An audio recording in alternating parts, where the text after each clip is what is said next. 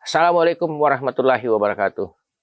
Selamat sore teman-teman. Hari ini kita bertemu kembali dengan seorang akademisi yang juga banyak berkecimpung di ilmu komunikasi, politik, kerjasama, dan berbagai bidang. Beliau adalah Dr. Arif Wicaksono. Assalamualaikum Pak Arif. Waalaikumsalam, Deng. Apa kabar? Alhamdulillah baik, cuma agak suara karena lagi flu. Sama. Iya, oh gitu. Situasi sekarang panas, kita Iya, dari luar naik ke mobil AC, masuk ke ruangan AC, jadi pasti terganggu kita punya kesehatan. Pak Arif, kita selalu di podcast ini memulai dari awal. Siapa sesungguhnya Arif Wicaksono itu? Oh iya. Lahir di Mojokerto 27 November 76. Kalau kita ukur-ukur masih masuk dalam kelas milenial lah. Kelahiran tahun 76.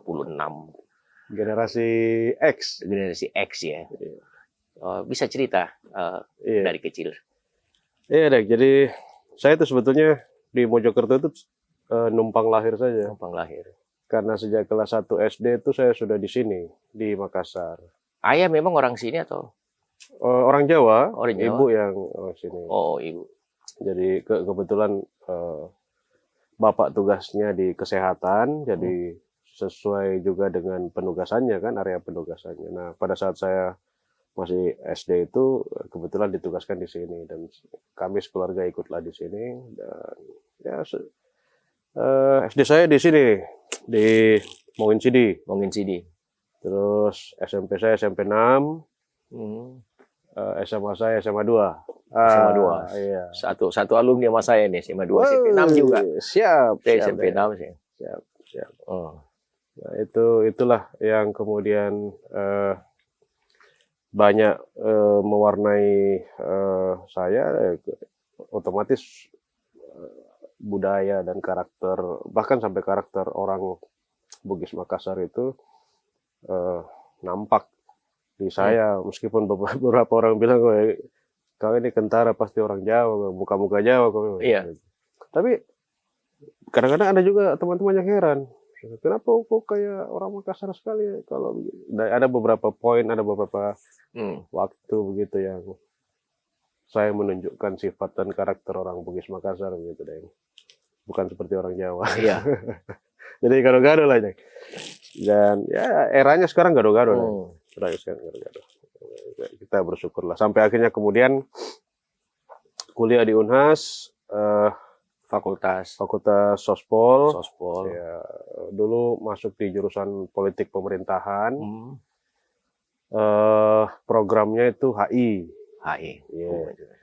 Sampai kemudian di 99 selesai karena kita menunggu kita menunggu rezim jatuh. Jadi sebetulnya 98 kita sudah selesai itu harusnya. Tapi karena ada momentum nasional yang kita sedang perjuangkan dan kita sedang tunggu, jadi molor 1 tahun itu kita selesai. Ya 99 baru selesai. Dan akhirnya ya ketemu istri yang orang sini juga, ya sudah sampai sekarang. Tapi memang dari awal mengajar? Dari awal nggak langsung ngajar, yang ada beberapa pekerjaan yang saya sempat geluti sebetulnya. Kalau yang tidak ada kantornya, maksudnya saya freelance itu biasa saya desain desain 2 dimensi itu yang biasa kalau di gambar-gambar brosur-brosur perumahan, kayak gitu. Terus iklan-iklan di koran itu biasa saya kerja dulu deh sebelum ngajar, sampai ke pembuatan logo apa segala macam, sampai bahkan sempat bikinin teman-teman Fik Ornop itu website. Saya bikin website saya lupa tahun berapa itu hari. Tapi setelah jadi dosen ya kurang itu ya agak-agak lupa lah. Sekarang perkembangan teknologi sudah. Dosen langsung masuk ke Unibos? Dari awal memang saya di situ. Dulu kan 45. 45. Oh, Iya. sejak 45. Masih 45 dulu namanya, tahun 2000. Iya. Itu saya diterima jadi dosen, apa istilahnya? Kalau sekarang istilahnya dosen LB deh. Iya, luar biasa. Dosen luar biasa. Tahun 2001 baru diangkat jadi dosen tetap sampai sekarang. Mata kuliahnya? Mata kuliah ilmu politik kebanyakan, kemudian mata kuliah HI. Gitu. Oke, kita sekarang beralih sedikit berbicara tentang situasi perguruan tinggi kita di Indonesia maupun di Sulawesi Selatan. Kalau kita melihat di Sulawesi Selatan ini kan cukup banyak universitas ya, perguruan tinggi. Yeah. Mungkin ada lebih 20 kali ya, kalau nggak salah ya. Yeah. Ada Unhas, UNEM, UNIM, Unibos, terus sekolah-sekolah tinggi yang lain. Itu kan yang menyebabkan urban di Kota Makassar semakin besar, semakin meningkat. Nah, bagaimana Anda melihat sekarang perkembangan sistem pendidikan di tingkat perguruan tinggi? Ya, sekarang lebih kompleks lah ya, Deng. Sejak apalagi kalau kita bandingkan ketika kita sekolah dulu ya, kuliah.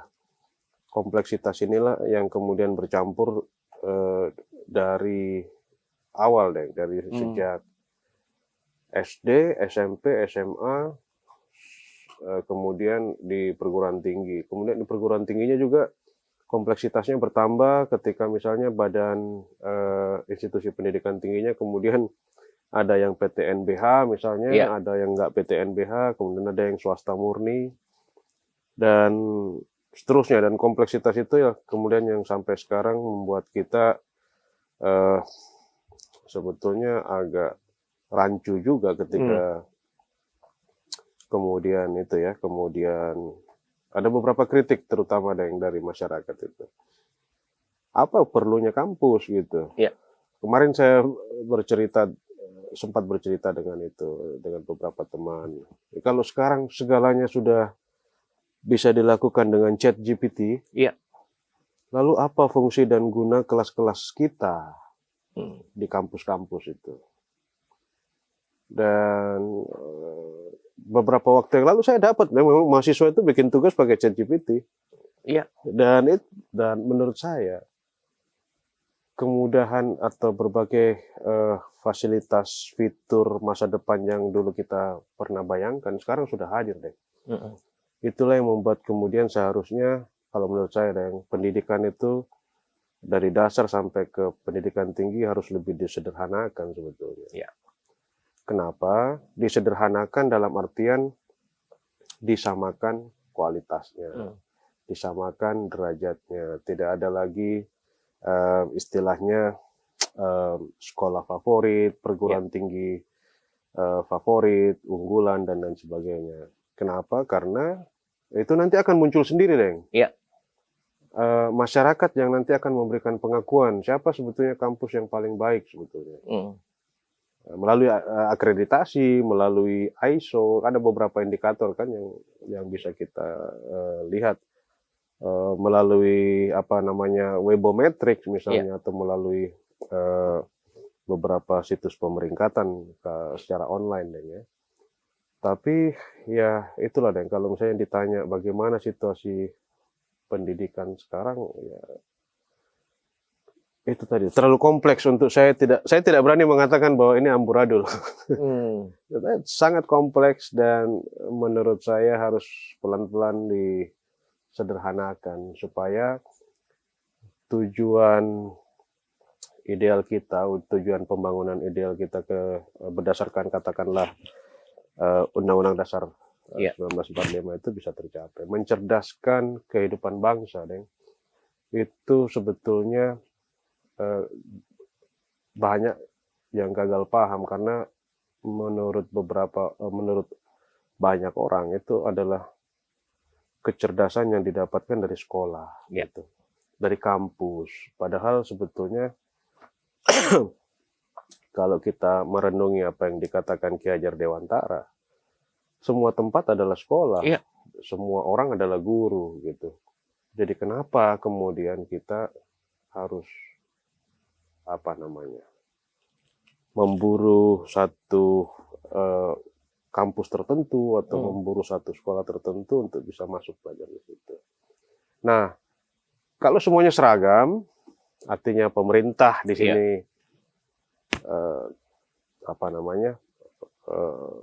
terlibat secara dominan ya untuk menetapkan standar, untuk menetapkan indikator pencapaian dan lain-lain, itu saya pikir orang tidak akan seperti sekarang deh. Susah sekali sekarang cari sekolah. Nggak kayak kita dulu deh. Iya. Kita dulu kan berapa nemo ya sudah itu sudah masuk. Kita mendaftar di mana? Iya. Kalau cukup nemnya sudah masuk gitu kan. Kalau nggak cukup ya apa boleh buat, cari sekolah lagi. Tapi dulu seingat saya tidak ada itu yang kayak sekarang misalnya di tingkat SMA katakanlah, karena pakai sistem zonasi deh. Iya. Orang yang beberapa meter saja tinggal dari sekolahnya ternyata nggak dapat. Tapi di belakang sekolah yang alamatnya lompat justru dapat. Ya. Nah ini salah satu situasi yang menurut saya tadi kompleks deh. Ini yang saya tidak mengerti ya, Rif. Sebelum kita pindah ke bicara yang lain. Kalau Anda tadi bicara soal sekolah menengah katakan. Iya deh. Saya nggak tahu pemerintah sampai di mana memperhatikan persoalan pendidikan ini. Apakah SMP itu over capacity atau SMA-nya yang over capacity? Di beberapa daerah memang justru sebaliknya. Di beberapa kabupaten yang SD pindah ke SMP, SMP pindah ke SMA, itu berkurang. Karena mereka bergeser ke kota. Bergeser ke kota. Sementara di kota, pemerintah tidak bisa berbuat apa-apa kecuali dia bikin zonasi. Dengan alasan bahwa itu dulu. Tapi kan ternyata prakteknya tidak seperti itu. Tidak seperti itu. Masih ada terjadi pengaturan-pengaturan tertentu. Nah, mestinya kan pemerintah menambah SMA. Harusnya. Atau ya udah. Cuma kan kelihatannya pemerintah tidak seperti itu. Itu yang tapi oke lah, itu urusan yang lain. Tadi kita bicara tentang perguruan tinggi, ya. Kalau kita lihat ada di YouTube itu ceritanya Ibu Karlina Suppeli mengenai astronom itu ya. Astronom dia, tapi filosof dia berbicara tentang pengaruh pendidikan terhadap artificial intelligence. Ya kan. Nah, kalau kita lihat sekarang Pak Arief ya, apa yang harus kita buat, apa yang harus kampus buat menghadapi hal yang seperti ini? Kalau Anda bilang tadi, ChatGPT itu membuka kita semua, membuka ruang sebebas-bebasnya, ya kan? Tetapi kan perguruan tinggi tidak bisa tinggal diam untuk melihat seperti itu. Nanti bisa kacau ini percaturan. Ya. Bagaimana Anda mengaturnya? Ini pendapat saya pribadi ya, dan karena saya kebetulan orang kampus dan mungkin kalau saya pakai atribut kampus saya mungkin nanti akan itu. Tapi kalau saya pribadi itu selalu melihat salah satu contoh itu Jepang deh.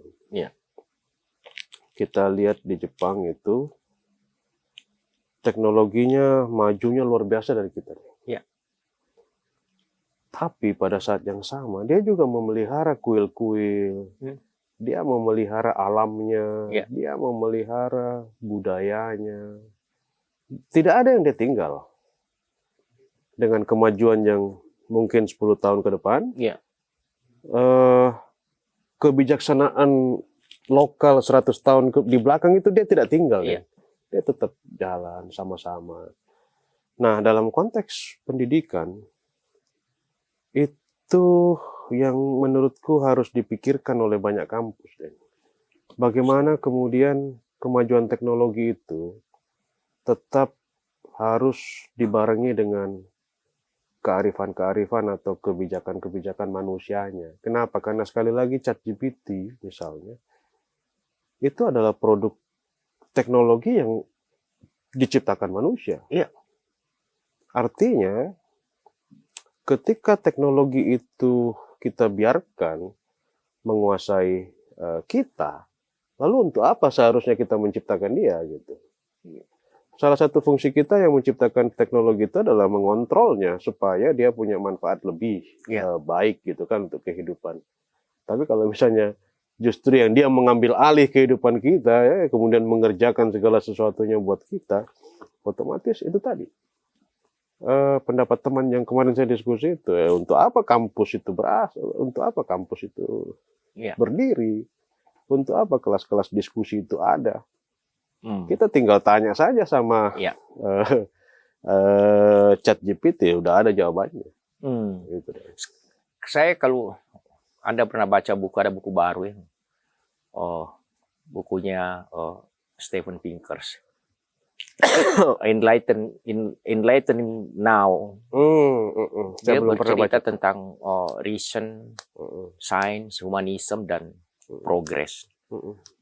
Saya lebih cenderung melihat bahwa kan sekarang ini terjadi dua transformasi, terjadi transhumanism dan transscientific. Bergeser semua. Tapi kan pendidikan bukan hanya berhenti pada scientific. Seperti Anda bilang tadi di Jepang, ya kan? Pendidikan itu harus diikuti oleh kultur. Karena itu yang memperkuat. Kan yang berubah ini kan peradaban yang bisa merubah kebudayaan. Tapi sejauh mana kebudayaan kita itu tidak terlalu bergeser dengan kemajuan peradaban yang ada. Nah, ini kan yang jadi masalah. Kalau misalnya ChatGPT itu orang semua bisa bertanya, orang akhirnya pikir, buat apa ada sekolah? Buat apa sekolah? Kan seperti itu. Padahal sebetulnya sekolah itu bukan hanya untuk menuntut ilmu, bukan untuk kita dapat ilmu pengetahuan. Ada yang lebih dari itu. Nah, pandangan Anda sebagai akademisi bagaimana? Iya, sudah tepat itu. Siapa tadi itu yang nulis, yang kita rujuk tadi itu, bahwa sekarang ada transformasi dalam berbagai bidang, semuanya berubah. Semuanya kemudian, dan perubahannya kemudian bukan perubahan yang sifatnya evolutif, yang sifatnya gradual, tapi perubahan-perubahan itu sifatnya radikal, revolusioner. Sesuatu yang dulu kita hanya bisa mimpikan, ternyata sekarang sudah ada. Sudah bisa dilakukan oleh kita semua ini. Jadi akhirnya satu-satunya kemudian yang membentengi kita dari sifat dasar dari perubahan itu sendiri yang radikal adalah kebijaksanaan dan kearifan tadi. Maksudnya kebudayaan peradaban yang dulu pernah agung gitu ya, pernah ada dan diagungkan oleh orang-orang tua kita itu tidak bisa kita tinggalkan. Coba deh kalau misalnya kita cermati teman-teman yang ini terkait dengan urbanisasi ke kota, karena banyak kampus bagus di kota, jadi teman-teman dari kabupaten pergi semua ke kota. Nah, kebiasaan-kebiasaannya di kabupaten misalnya di daerah, bangun pagi, pergi ke sawah atau membantu orang tua di rumah membersihkan, kan kemudian ketika sampai di Makassar itu berubah sama sekali. Berubah sama sekali yang kemudian membuat dia mungkin lebih banyak nonton Netflix daripada menyapu kos-kosannya, atau lebih banyak dia tidak mencuci lagi tuh anak-anak, kan sudah ada laundry. Sudah ada laundry dan seterusnya. Kuliah juga sekarang sudah banyak yang online, dan perubahan-perubahan ini yang kemudian sering sekali dilupakan oleh kita sebetulnya. Ini otokritik juga bagi saya sebagai akademisi di kampus. Pendekatan-pendekatan untuk kembali ke basic, untuk kembali ke untuk tidak melupakan asal-usul genealogi kenapa kita bisa kuliah di sini, apa yang kita cari sebetulnya di kota, dan seterusnya itu harus selalu ditanamkan sama anak-anak muda, sehingga kemudian mereka tidak lupa akarnya dari mana. Gitu. Karena benar tadi kita bilang, sekolah bukan hanya sekedar untuk mencari ilmu atau mendapatkan pengetahuan, tapi dia lebih kompleks, lebih luas daripada itu. Iya. Kan begini Pak Arief, saya selalu bilang sama adik-adik saya atau anak-anak saya, kenapa sih perguruan tinggi itu disebut sebagai universitas? Karena dia di situ kita mulai atau kita baru memulai makna kebebasan. Yes. Ya kan, kalau dulu di SMA, kalau kita di SD dulu mau masuk kelas baris, itu ada upacara setiap Senin. Sampai SMP masih pakai baju seragam, SMA pakai baju seragam. Tapi ketika masuk di universitas, dia lebih dia lebih bebas. Kau mau pakai baju merah boleh, mau pakai ini boleh, pakai celana putih, mau pakai sepatu bot, sepatu terserah. Bertemu sama orang macam-macam. Bertemu sama orang Bugis, orang Makassar, orang Jawa. Jadi ada kebebasan yang diberikan. Tapi kalau saya minta maaf sama teman-teman perguruan tinggi di Sulawesi Selatan, saya juga pernah jadi dosen 5 tahun, ya kan. Tapi kelihatannya produk kampus sekarang ini relatif, saya tidak tahu. Yang pasti bahwa dia dilematis. Saya nggak tahu, saya nggak punya data berapa sih produk perguruan tinggi per tahun di Sulawesi Selatan dan seberapa besar serapan tenaga kerjanya bisa diterima atau tidak. Tapi bagaimana Anda sebagai akademisi melihat situasi seperti ini? Iya, sebetulnya ini masalah klasik deh. Dari dulu itu selalu didengungkan soal link and match, katakanlah seperti itu. Ketersediaan pasar dunia kerja itu diimbangi dengan ketersediaan sumber daya manusianya. Gitu. Tentu akan ada pertanyaan untuk mengisi sumber daya industri, katakanlah besi dan baja. SDM yang seperti apa yang kemudian mereka inginkan? Ya kan, karena tidak mungkin SDM yang berasal dari sastra atau ilmu politik masuk ke situ. Pasti minimal dia harus S1 metalurgi atau S1 fisika kimia mungkin untuk itunya. Kemudian katakanlah banyak background yang lebih identik dengan pasarnya. Baja dan besi tadi. Nah sekarang persoalannya, apakah konsep itu sudah dijalankan atau belum? Itu saya ingat sekali sejak Nugroho Noto Susanto itu jadi Menteri Pendidikan, kemudian dilanjutkan oleh siapa itu saya lupa. Itu kan sudah sering dibicarakan. Bagaimana kemudian output atau keluaran alumni dari perguruan tinggi itu bisa terserap di pasar kerja. Nah, sekarang industri di luar kampus itu sekarang sudah berubah sekali, Dan. Sangat berubah. Dan kebetulan tadi saya sempat membuka workshop dari sebuah lembaga sertifikasi profesi milik kami. Itu yang saya maksud. Sekarang di dunia industri butuh bukti bahwa Anda ini terampil di bidang itu. Sehingga Anda harus punya sertifikat keprofesian.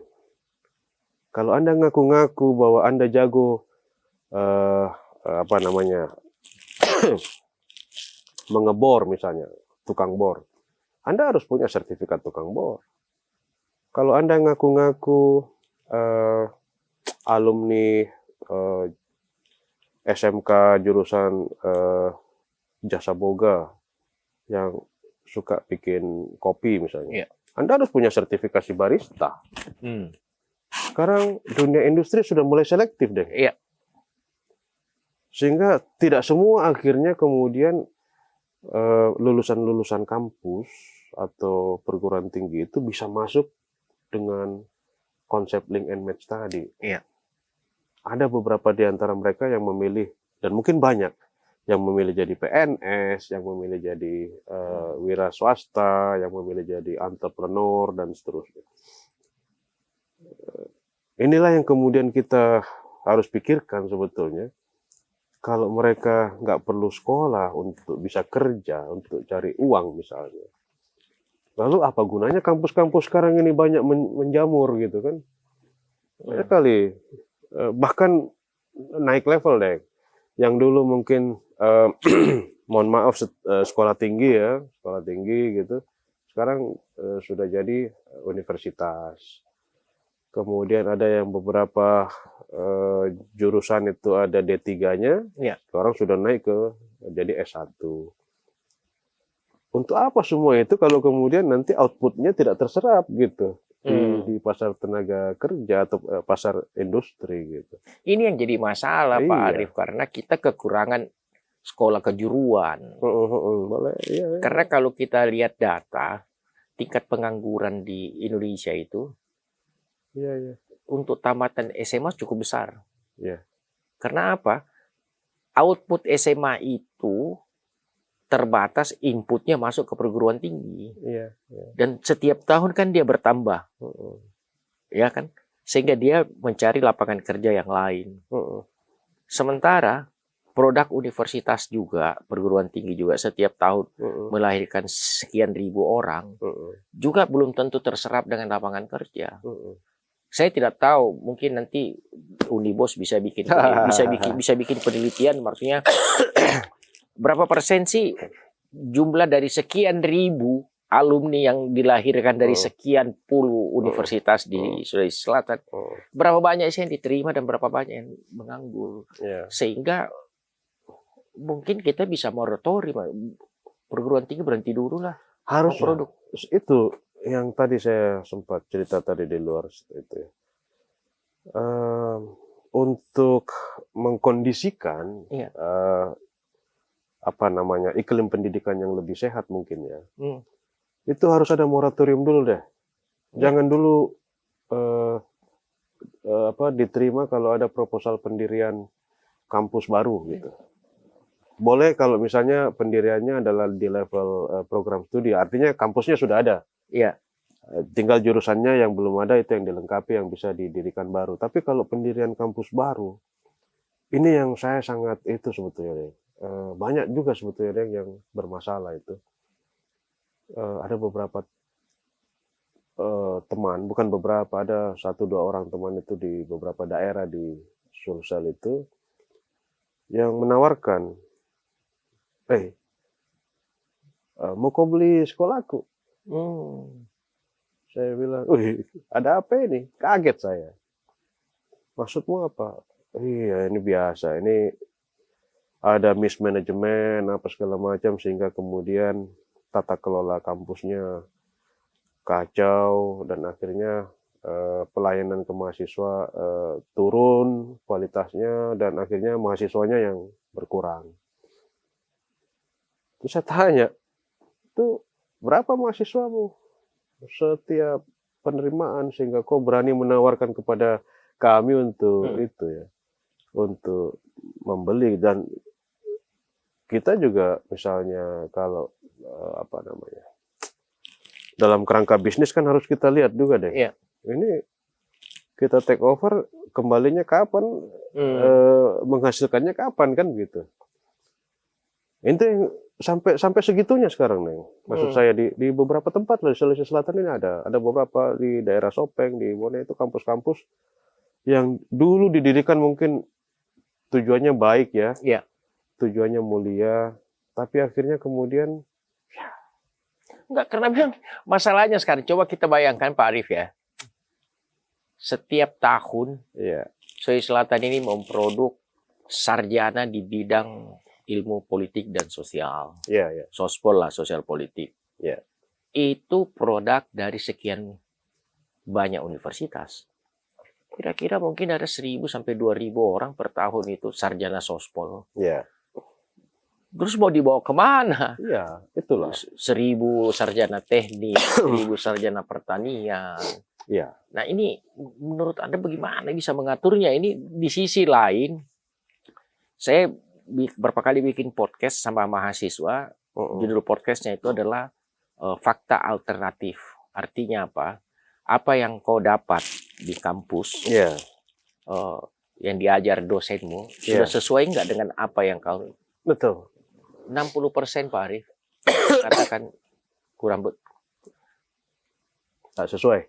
Tidak sesuai sama saya. Tanya dari mana kau lihat? Kita buka di Google. Iya. Itu ada cerita lucu deh. Tahun 2000 kapan ya? Itu kan ada satu, karena kita itu hari masih kekurangan dosen, jadi kita pinjam dosen dari Unhas kan. Iya. Nah, ketika dia ngajar, saya nggak tahu pada saat itu saya nggak ikut di kelas itu, tapi dia kemudian tiba-tiba masuk ke ruangan selesai ngajar. Tapi dalam keadaan menangis. Kenapa Bu kok nangis? Mahasiswa tadi kurang ajar. Wah, kurang ajarnya bagaimana? Anda dikurang ajari seperti apa? Tadi saya tanya soal politik luar negeri Amerika Serikat, gitu. Tentang apa? Gedung Putih itu ada bagian perbagiannya seperti apa yang kemudian bisa. Oh iya, terus jawaban mahasiswa apa? Saya dibilangnya tidak sesuai data. Data yang dia dapat dari Google, dia bilang. Jadi sekarang, terus apa yang Anda lakukan ketika itu? Ya saya tidak bisa berkata apa-apa lagi karena memang dia lebih update datanya ketimbang data yang saya punya. Saya tidak bisa bicara juga. Itu deh, menarik itu. Menarik. Jadi saya beberapa kali bikin ya seperti itu. Memang persoalan universitas sekarang itu adalah produk. Ya. Walaupun masuknya juga susah bagi masyarakat ya. Kan kalau di universitas negeri masuknya ada yang subsidi, ada yang non subsidi, ada yang mandiri dan macam-macam lah. Dan semakin mahal. Semakin mahal. Dan tidak menjamin, tidak menjamin dia sebagai produk yang bagus untuk bisa menghidupi masa depannya dia. Dan ini kan terjadi sekarang. Sama dengan di kampus Anda, ya Unibos, di beberapa belum yang aktivis-aktivis yang turun ke jalan. Macam-macam, yang ujungnya juga tidak selesai. Ujungnya juga tidak selesai. Nah, bagaimana kampus melihat situasi seperti ini? Kan paling tidak adalah jaminan bahwa kalau kau di sini kita bisa seperti ini. Saya beberapa literatur saya buka di beberapa negara berkembang kayak di Amerika, di Eropa, orang kan masuk perguruan tinggi disuruh ketemu sama rektornya, malah sama dekannya. Dekannya cuma bilang, kau mau belajar apa? Mau belajar politik, ilmu sosial politik. Nah, soal politik itu yang diperlukan ini pelajaran ini. Yang mana kau pilih? Nah, ini saya pilih 5 aja. Ya udah 5 aja kau pakai. Kan sekarang yang terjadi begitu, karena ada kekhawatiran dengan kemajuan teknologi digital itu. Itu yang saya bilang. Nah, ini kan yang jadi repot kita. Seperti itu. Nah, bagaimana menurut Anda? Memang harus itu, Deng, ya. Maksud saya, setiap kampus itu harus punya perencanaan dan desain masa depan yang agak ketat sekarang. Tidak boleh sembarangan lagi. Maksudnya tidak boleh sembarangan dalam artian tidak boleh terlalu longgar lagi. Artinya begini, kalau peraturan atau regulasi dikti katakanlah, mahasiswa baru bisa di DO 14 semester atau katakanlah 7 tahun. Setiap kampus harus bisa menerjemahkan itu berdasarkan kebutuhan dunia industri. Butuh enggak dunia industri anak-anak yang selesainya 7 tahun atau selesai tepat waktu ya, 14 semester. Mereka rata-rata nggak butuh. Yang mereka butuh itu fresh graduate yang selesainya 4 tahun, 5 tahun, syukur-syukur bisa 3,5 tahun.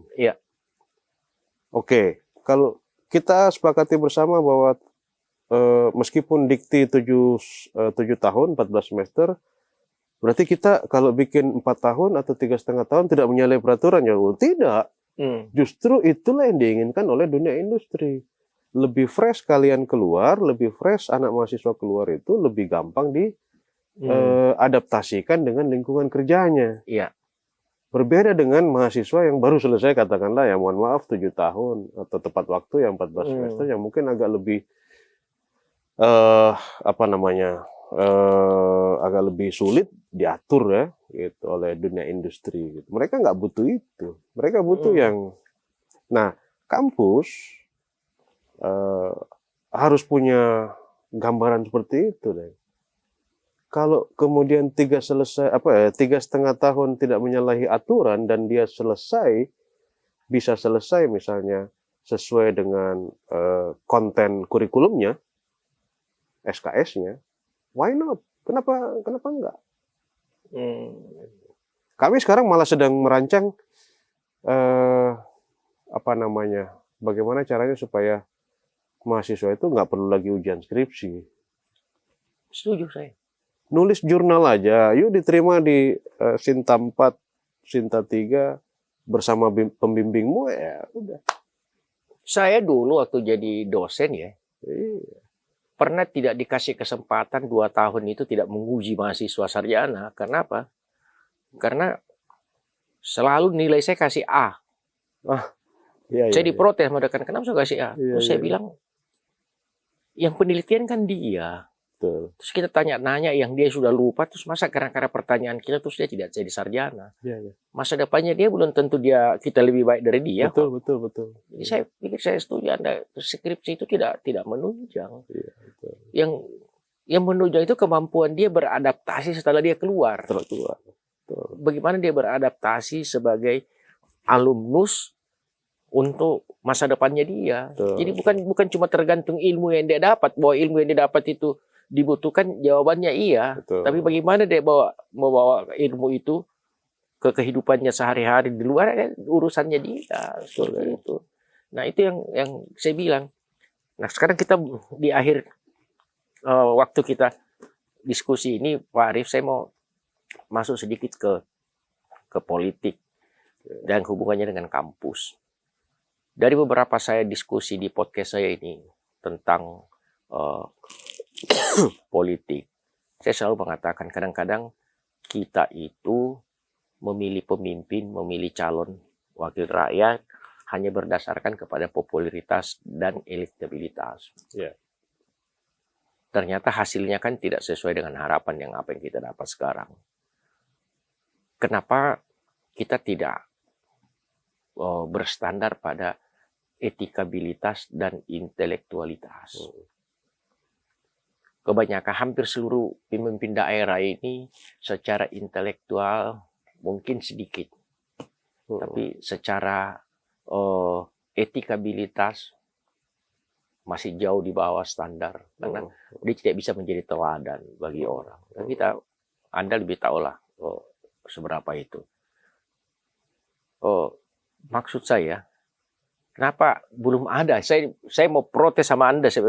Saya belum pernah ketemu universitas yang mampu membuka diri. Kalau kau mau jadi bupati, mau jadi gubernur, yuk kita diskusi di kampus Unisbu, Unibos. Unibos akan kasih keluar referensi bahwa Anda layak jadi begitu. Harusnya begitu deh. Ya maksudnya Unibos yang terbuka. Harusnya begitu. Bahkan ketika misalnya ada calon presiden pun, ya seperti yang kemarin di Apeksi Kota Makassar itu ya, itu kalau bisa datang ke kampus-kampus, kenapa tidak? Saya justru protes kalau Nganjuk protes sama saya protes sama KPU. Kenapa Anda larang-larang di dalam PKPU itu bahwa tempat pendidikan itu nggak boleh dipakai sebagai arena kampanye. Harusnya boleh dong. Kenapa? Karena mereka kan campaign. Namanya juga campaign. Sama saja dengan Anda bersosialisasi. Menunjukkan yang baik, menutupi yang jelek gitu. Tapi karena kita kampus, kita kan terbiasa menyelidiki sesuatu. oh ini kayaknya terlalu baik, pasti ada buruknya nih yang dia tutup. Kan warga kampus itu yang paling apa lagi namanya, yang paling nakal sebetulnya. Iya. Deng, kalau mau dia kupas itu habis semua calon presiden atau calon siapa, bupati, calon wali kota, mereka pasti akan telanjang betul itu. Ya paling tidak kan kalau kita lihat pengalaman sekarang, ya kan, apa yang dibikin oleh para pemimpin daerah ini rata-rata tidak tercapai dengan apa yang dia janjikan kepada masyarakat, ya kan, karena kemampuan untuk mengelola, mengkolaborasikan dia punya staf ini kan susah gitu, karena ada yang mantan pedagang, ada yang mantan ini, terus tiba-tiba karena elektabilitasnya bagus, popularitasnya bagus, uangnya banyak, terus jadi anggota DPR, jadi bupati. Kacau balau lah semua kalau kita lihat perkembangan setelah seperti ini. Nah, bagaimana menurut Anda peran kampus dalam sistem perpolitikan? Karena paling tidak yang berkontestasi di situ itu kan produk kampus juga. Itulah, Deng. Saya agak ribet menjawabnya karena sempat juga kita juga ditanya dulu hasil penelitiannya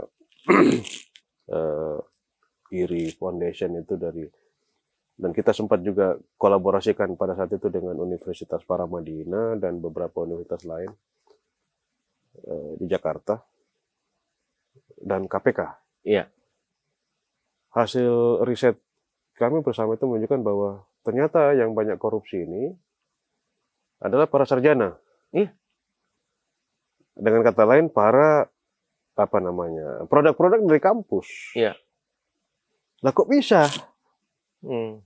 Dia orang kampus, sarjana, bahkan ada yang S2, S3. Artinya ya kita menganggap, kita berasumsi bahwa semakin tinggi pendidikan semakin itu ya. Semakin selesai lah orang dengan dirinya gitu. Tapi kok ini masih korupsi?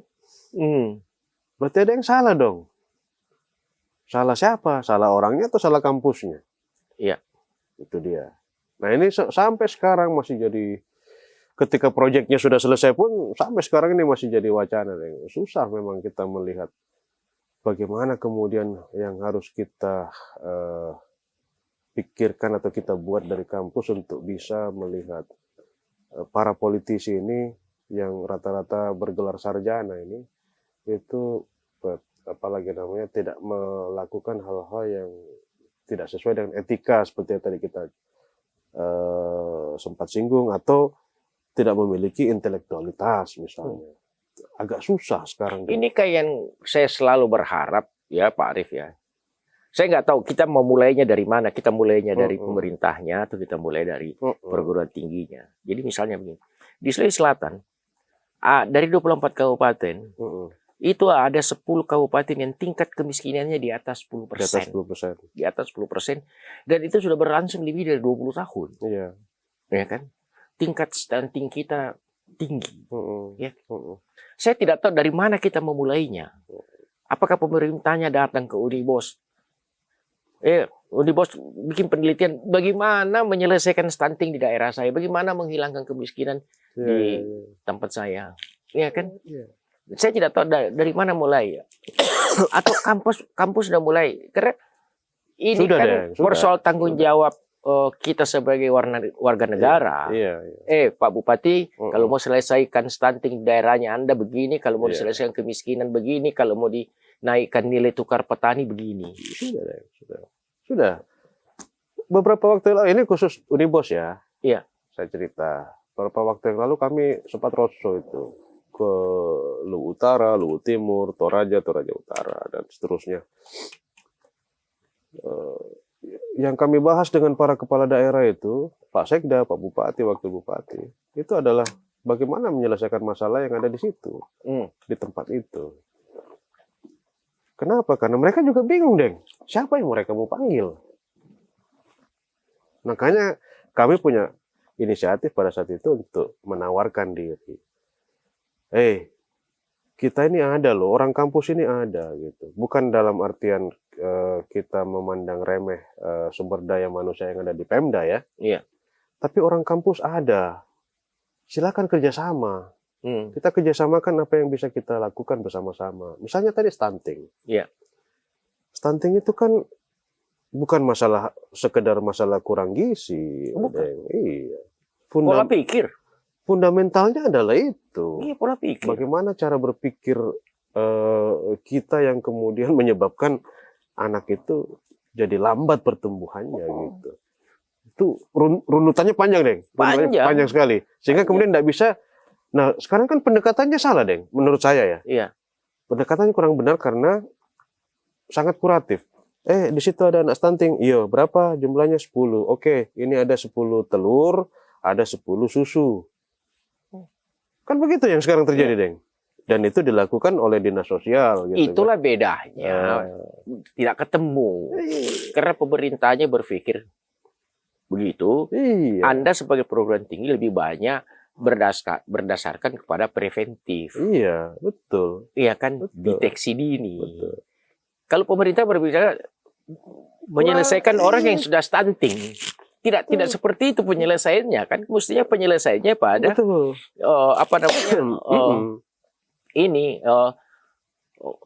dari awal, ya kan, deteksi dininya lebih kuat. Harusnya. Jadi ibu hamil, ya kan, pengantin baru, itu kan boleh diajak begitu lingkungannya. Nah ini kan yang seperti itu. Tapi oke lah Pak Arief, waktu kita sudah selesai. Siap. Saya mengundang Anda, bisa Anda mengajak teman satu lagi dari perguruan tinggi untuk kita berbicara lebih jauh lagi. Karena menurut saya ini penting sekali. Tadi sebetulnya saya mau singgung soal artificial intelligence. Tapi itu kalau kita bicara panjang kali waktunya. Saya baru-baru ikuti diskusinya Ibu Karlina dengan beberapa ahli teknologi digital. Dia mengatakan dalam waktu yang tidak terlalu lama, itu bukan artificial intelligence lagi, tapi dia akan bergeser menjadi subjek intelligence. Jadi bukan artificial subjek. Ya kan, kita bisa neuron kita bisa diisi chip, bisa disuntik, sehingga kita tinggal bicara bla bla bla, lalu dia terketik sendiri di komputer. Kemajuan yang sangat-sangat luar biasa. Tapi kan kita juga butuh produk perguruan tinggi yang mendidik seperti itu, ya kan. Saya tadi ikut diskusinya Gita Wirawan. Dia mengatakan bahwa orang Tiongkok di Amerika yang sekolah ternyata lebih dari 100.000. Oh iya. Orang India 50.000. Iya. Ya kan? Orang Indonesia 1.000. Dan orang Indonesia 65% dari yang sekolah di Amerika tidak mau pulang. Cina semuanya pulang. Dan pemerintah membuka ruang untuk itu, ya kan, sehingga dia lebih maju. Mudah-mudahan diskusi kita akan lebih jelas di kemudian hari. Saya undang teman-teman lagi. Ada beberapa, dan yang terakhir saya mau mengatakan, kalau Anda mengizinkan, saya minta Anda mengizinkan beberapa mahasiswa untuk kita diskusi. Anda ada, mahasiswa ada. Seperti yang saya katakan tadi, namanya fakta alternatif. Boleh. Apakah dia sesuai yang dia terima dari dosennya dan dengan pemikirannya dia. Dan ini menarik sehingga menjadi koreksi masing-masing, koreksi pada mahasiswa, koreksi pada perguruan tingginya. Terima kasih sekali Pak Arief Wicaksono. Hari ini kita akan kembali. Demikian teman-teman, pembicaraan saya sama Dr. Arief Wicaksono yang menarik sekali, dan kita akan bertemu dalam kesempatan yang lain untuk berbincang-bincang mengenai perguruan tinggi, mengenai ilmu pengetahuan. Sekian, terima kasih. Assalamualaikum warahmatullahi wabarakatuh. Waalaikumsalam warahmatullahi wabarakatuh.